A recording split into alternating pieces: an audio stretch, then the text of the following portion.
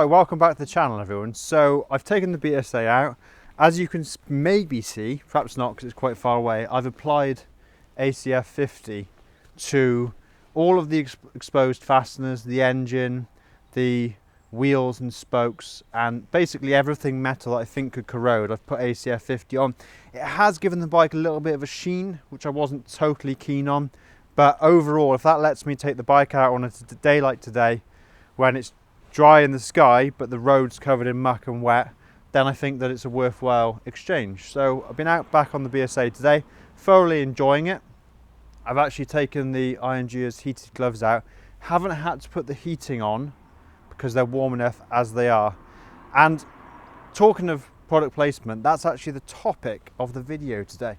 So what we're going to talk about, just got some notes on my phone, is motorcycle vloggers, the shills and influencers of the industry. And this is a bit of a controversial topic, but I think it's one that really needs to be addressed. When you're watching content on YouTube, you're actually watching this video now, what influence or relationship does the brand or manufacturer have with the person creating the content? If you're thinking of forming a buying decision based on what you see and hear on YouTube and other platforms of course, then you kind of need to be aware of this. If you're a small YouTuber, you probably already know that this goes on. You're probably kind of smiling wryly because it's kind of an open secret in the industry, I think anyway. All right, well, I'll get into it and we'll go through some of the common video formats. Just talk a little bit about what it means when you're watching a certain type of presentation and how that could actually affect the type of content.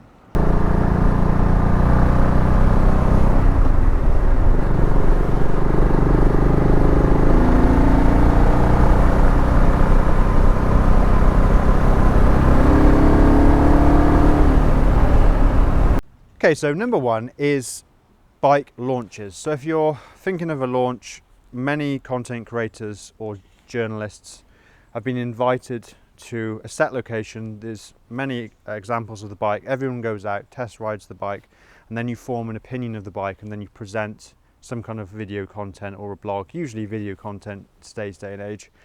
Present that, and that forms your view of the bike, which other people listen to and hopefully make their own opinion based on your opinion. When you go to these events, these days, it's not engineers and product managers, it's marketing managers who are actually intermingled with all of the other employees from the brand. What the marketing manager is trying to do is convince the people who are there that their message about the bike, whatever that message is that they've crafted, because in marketing we craft messages and then we hammer that message home, and so the customer base and buying public believes it. They're trying to convince you that that message is the correct one, and you basically regurgitate it so that people can get on board and eventually buy the product. I don't know what the message could be. For BSA, probably that it's the only big single, that it's the historic brand rejuvenated, etc., etc. There is a message and they want you on board with it. The other thing to consider about a product launch is the setting for the motorcycle is always chosen so it's very favourable, or reflects favourably on that bike's performance characteristics. So if it's a sports bike, it's a little bit down on power, they'll do twisty turns, not big straights, so that you can get a feel for the bike's handling without exposing any of its weaknesses. Finally, if you see a YouTuber on a product launch, you've got to consider, let me just move out the sun, you've got to consider, hopefully you can still see me, you've got to consider that they are going to be careful what they say in the opinion presentation, the opinion piece, because they know that if they say anything a little bit too off message, they won't get invited back. That's my number one thing to be aware of, is presentations at product launches.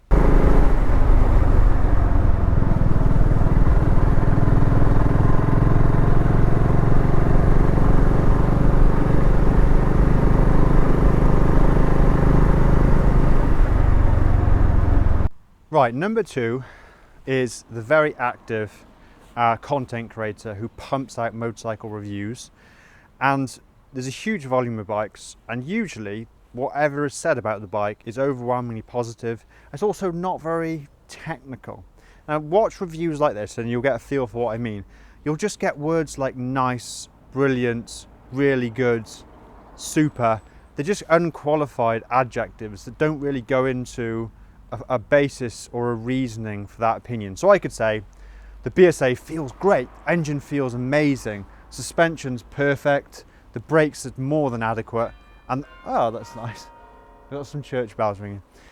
I could say all that, but it wouldn't really be a qualified opinion because I wouldn't be backing up what I mean by any of those statements. And if I don't say anything negative about the bike, and bear in mind that the expression "there's no bad bikes" these days is kind of true, but bikes are built to a cost. So whilst they might not be bad bikes, this bike was built for 6,500 quid. So the rear suspension is not Öhlins quality. It's going to have some kind of compromise based on price. You can't pump out the perfect motorcycle in every category for 6.5 grand.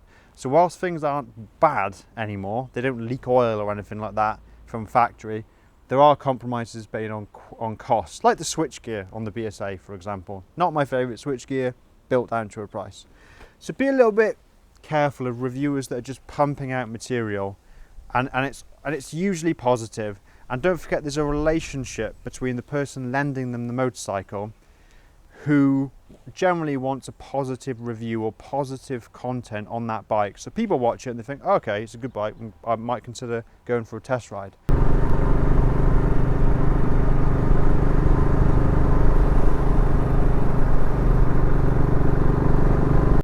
You need to watch out for people who are overly flexible in their opinion.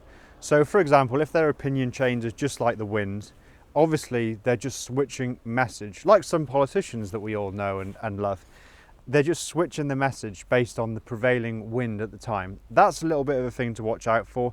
For example, my own opinion is that I wouldn't invest in a very expensive tech-laden motorcycle. I've always been consistent about that. I've obviously changed between types of motorcycle. I went to a middleweight adventure, back to a classic, etc. But for me, that's kind of a hard no. These are the kind of bikes I like. The less technology, the better. That's my opinion, and that'll stay the same throughout whatever types of bike I feature on the channel. Now, I have had the opportunity or the offer to test ride Indians. Now, the Indian bikes are a higher price point, and I actually personally don't feel I'm that qualified to present about them because they're fast. So don't forget, you've got to ride them then much more aggressively to get a feel for where their performance envelope is. They also are very expensive, so the responsibility of the reviewer is way higher because someone's going to be spending 12, 15 grand on a bike, not 3 grand or 5 grand. It's really, really important. So I typically stay away from those type of bikes, and that's been a consistent policy on the channel. Let's give some examples of reviews that I've, let's say, taken notice of. I've sort of sat up and gone, okay, what's happening here then? One of which was the TMF Norton review. So if you remember, TMF reviewed the Norton 916 Commando, and he really didn't like it. And amazing, big, like well-established channel, and he said it exactly how he thought it at the time. It was, I was listening thinking, wow, this guy's got credibility. And it's easy to lose credibility, and he's got it. And TMF actually doesn't shy away from saying the bad bits about bikes. He said the bike was agricultural in the way that the engine, too much vibrations, and overpriced. All things I actually agree with about Norton. I wouldn't buy a Norton because it's 16 grand. I don't think they offer that much more than a Triumph or even a Royal Enfield. And I think that that's the kind of credibility sign that you need to look for when you're picking channels to follow. Another example which I've noticed is Ride and MCM, and let's take them as one because they are sister publications. Ride and MCM versus Vosges, and Ride and MCM for some reason don't like the Vosges 300 Rally. There's been a couple of op-eds just totally dunking on it, 2.5 stars out of 5, saying it's vibey, under-spec'd, crude, poor performance, all these kind of really harsh describing terms about the bike. The owners have obviously reacted quite badly to this and posted positive comments counteracting that opinion. Vosges have sold quite a few of the Rally, and so, you know, it's obviously a bike that's winning hearts and minds, actually, with people, you know, taking out their wallet and paying for it. But Ride and MCM haven't backed down. They've continued this narrative, basically saying they disagree with the multiple owners who like the bike, and it's an extreme bargain. Don't forget the Vosges 300 rally. So, and next week, or next month in Ride, I think it is, they're doing a 300 rally versus the Honda CRF 300L, which is the main competitor for that bike. So let's see if Ride give it a fair, what I would consider a fair going over the Vosges. And now are Ride dunking on the Vosges because it's not a relationship that they value, because it's a small entry bike to the market, not well known? Are they saying, okay, we can dunk on this bike and that's going to build us credibility, but we wouldn't, for example, dunk on Ducati or someone like that, because obviously we've got that relationship that's already established?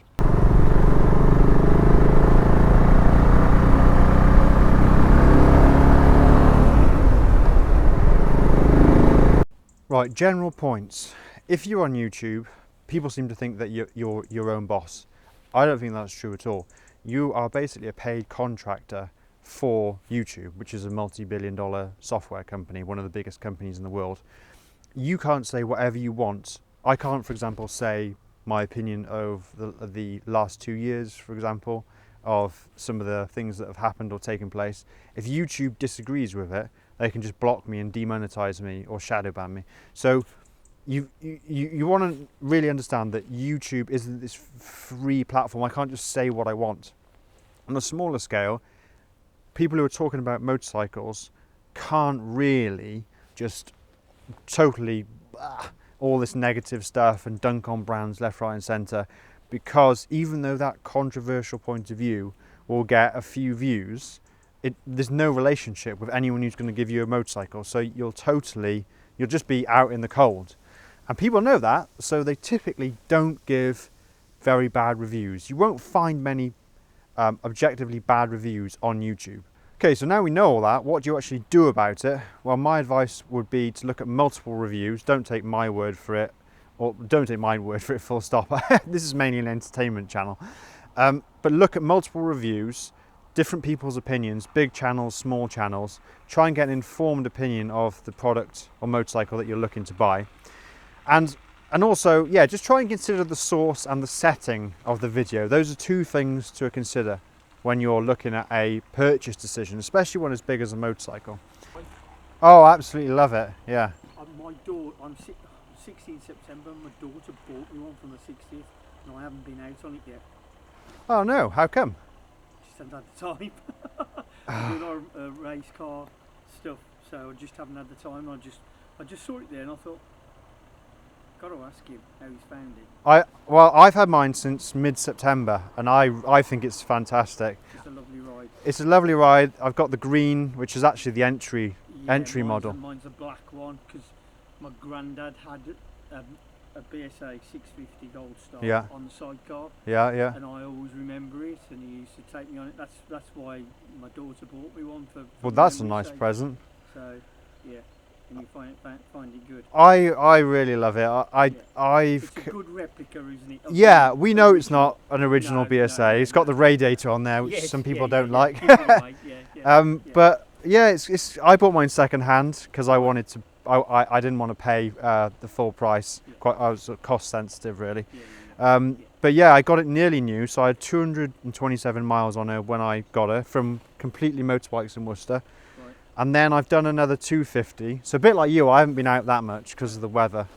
But I've got a YouTube channel, so I take her out and I do little bits and bobs. Right, okay. And I just think, look, this church, the sunlight, Martley, this bike, oh, it's so good. Yeah. I noticed you've got a pannion on the back of it. This is Classic Bike Rack's rack, yeah. This came with the bike. Right, okay. This splits opinion. Some people think it ruins the lines, but I've got my camera, so I just put that on the back and off I go. Yes. Yeah.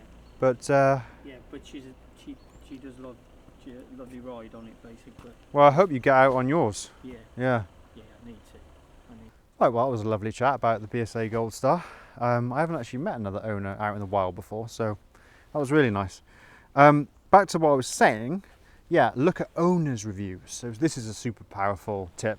Look at a review from someone who owns a bike. Like if I review this bike now, I can pretty much say whatever I want about it because I've got no dog in the race. It's my bike. The money has already left my account. I paid for it. It doesn't affect me whether I say it's good or bad or whatever. There's no comeback on me. That's the thing I think you should always look for, is an owner's review of any motorcycle. There will be some out there. They might be from the smaller channels. But if you look at someone who's actually, whoa, there's a little World War II biplane just doing a little lap around the church. It's all going on here today. Owner's reviews, yeah, that's something to look out for. And if you look at, for example, the owner's review I did of the Meteor, very, very successful in terms of my channel. 52,000 views or something, very, very successful. I talked about servicing, I talked about rust on the cats, bits and bobs like that that you wouldn't otherwise think about. My Vosges 500 DSX review, I also covered and talked about the difficulty in servicing that and all the good stuff. Don't get me wrong, Vosges, really, really good. So I talked extensively about that, but I talked about stuff only an owner would know as well. So you get actually more detail in the discussion from an owner. And another thing which I tend to do on the channel is I talk about bikes that are of a lower price point, entry-level bikes. So I focus on value proposition. So I don't talk about what the absolute best is. I say, this is the money you're going to spend. What are you going to get for it? And generally, you get better value proposition for the sort of £3 grand 125s, the £5 grand bikes, the £7 grand bikes. They're better value for money than something that's 15, 16 grand, because most of us don't need all the stuff on those bikes that justifies the higher price. So I would also, for me, say that that's what I'm doing on this channel. I'm focusing on the value proposition. So I can say, I think this bike is great value, not necessarily the best. Switch gear, for example, I've talked about that before. Little bits and bobs that aren't perfect, but it is a very good value, especially for the price I paid, which is second-hand pricing. The other thing which I'm going to do on the channel, just to maintain my credibility, is if I'm ever going to feature anything product placement wise, like the Iron Gears gloves that I got sent, I'll talk about it. Like, that was sent to me, I'm placing a product in the video. My reward for that is I've got the product for free.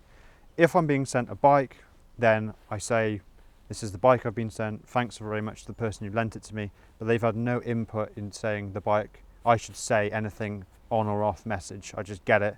If somebody started telling me, you've got to say this, I'd be a bit, I probably wouldn't go ahead with it.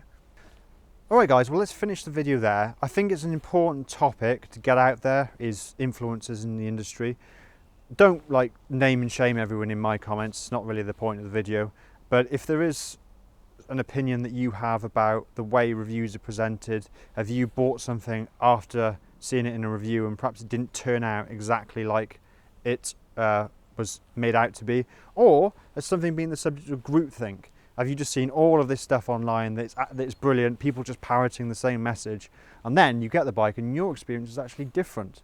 So let me know in the comments, and thanks a lot for listening to the video. Battery's about to run out, so I'm going to wrap up very quickly, and yeah, thanks a lot, and I'll catch you in the next one.